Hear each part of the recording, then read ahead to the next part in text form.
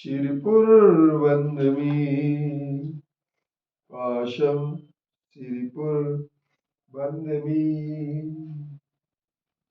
पत्रम यत्र विहायसि प्रविपुले स्थातुं क्षणं न क्षमम् तत्त्वास्ते गुणरत्नरोहणगिरि यो देवि देवो महान् चित्रं नाट्य करोति कस्य मनसा दृष्टा पुरे श्रीपुरे सश्रीपाशजनेश्वरो विजयते दिग्वासिसां शासनम् पत्र टिके न जहाँ अधर में गुण रत्नों का गिरिवर हो कितना विस्मय किसे नहीं हो चलो देख लो शिरपुर को देवों के भी देव पार्श्व जिन अंतरिक्ष में शांत रहे युगों युगों तक दिगंबरों का जिन शासन जयवंत रहे युगों युगों तक दिगंबरों का जिन शासन जयवंत रहे।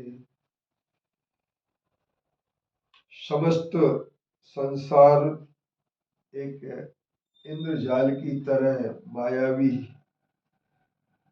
दिखाई देने लगता है जब किसी के लिए, तो वह आत्मलाभ को प्राप्त कर लेता है। और जिसके आत्मलाभ की इच्छा हो जाती है, आत्मलाभ प्राप्त करने का जिसके अंदर से मन से आ जाता है, वह समस्त जगत को इंद्रजाल के समान ही देखने लगता है और मन उसका अन्यत्र कहीं भी नहीं जाता है। संसार की समस्त विषय कषायों से उसका मन तृप्त नहीं होता है। ऐसा वैराग्य का जिसके परिणाम आ जाता है, क्योंकि वैराग्य तो जब ही पैदा होता है जब संसार शरीर और भोगों की यथार्थता हो जाए।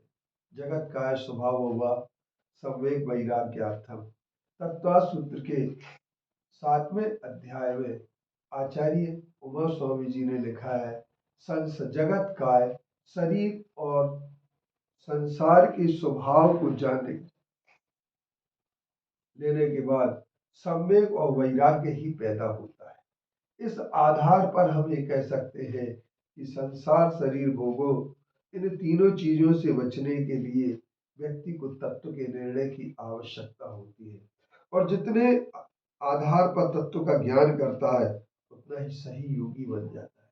लेकिन जो विषय कषाय में डूबे हैं, जो परिग्रह में डूबे हैं, जो भयभीत हैं, वे कभी सच्चे वैरागी नहीं बन सकते। आज हम सबसे पहली चीज यह देखना चाहते हैं कि लोग भयभीत कितने होते हैं। जब साधु कोई अपने साथ में बाउंसरों को लेके चलने लगे, जब कोई साधु अपने साथ सिक्योरिटी गार्ड को लेके चलने लगे, जब कोई साधु पुलिस और मिलिट्री के साथ चलने लगे, तब यह बात मान लेना कि वह अपने आप में बहुत भयभीत है। जिसके पास भय है वह परिग्रही निश्चित तौर पर है, क्योंकि आचार्यों ने परिग्रह के लिए मिथ्यात्व के साथ जोड़ करके कहा है, क्रोध मान माया लोभ ये भी परिग्रह है और इसके साथ अंतरंग परिग्रह है।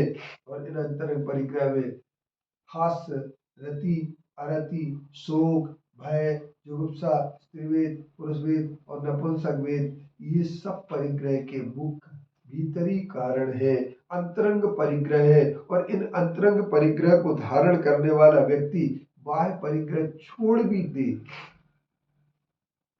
तो वह परिग्रह मुक्त नहीं होता है। लेकिन कुछ लोग ये बात जो कहते हैं कि बाह्य परिग्रह छोड़ने की आवश्यकता नहीं है, अंतरंग परिग्रह छोड़ देंगे तो सब कुछ हो जाएगा, लेकिन ऐसा नहीं है। जब बाह्य परिग्रह होगा तो बाह्य परिग्रह अंतरंग परिग्रह का पूर्ण निमित्त है। जैसे मान लीजिए कोई भी व्यक्ति का यदि शीशे का गिलास टूट जाता है या शीशा टूट जाता है तो वह निश्चित तौर पर क्रोधित हो जाता है, भड़क जाता है। तो इसका कारण क्या है कि बाह्य नौकर्म होते हैं, बाह्य निमित्त मिलते हैं और उन बाह्य निमित्तों के मिलने के बाद जब वो संयोग की अच्छी वस्तु छूटने लगती है तो वह निश्चित तौर पर दुखी हो जाता है और प्रतिकूलताओं में क्रोधित हो जाता है, अथवा उसके अहंकार भी आ जाता है। जब सारी अनुकूलताएं होती है तो उसके लिए अहंकार आ जाता है, और अपने अहंकार में धन का मद आज हमें देखने को मिल रहा है। हम बहुत सारे परिग्रही साधुओं को जब देखते हैं तो वे परिग्रही साधु हमारे लिए ऐसे दिखते हैं।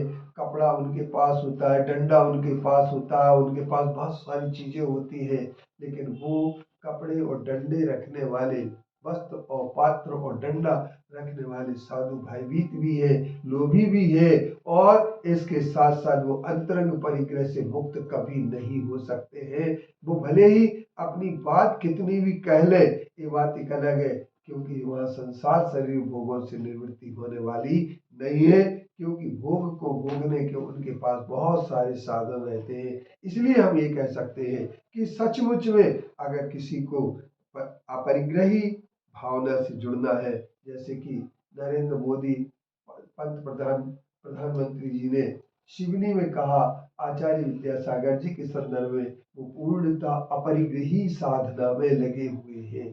तो अपरिग्रही साधना जब तक नहीं आएगी, जब तक दिगंबर रूप नहीं बनेगा, दिगंबर रूप बने बिना अपरिग्रही साधना संभव नहीं है। इसलिए वैरागी व्यक्ति वही कहलाता है जो अपरिग्रही साधना करे। ओम शांति।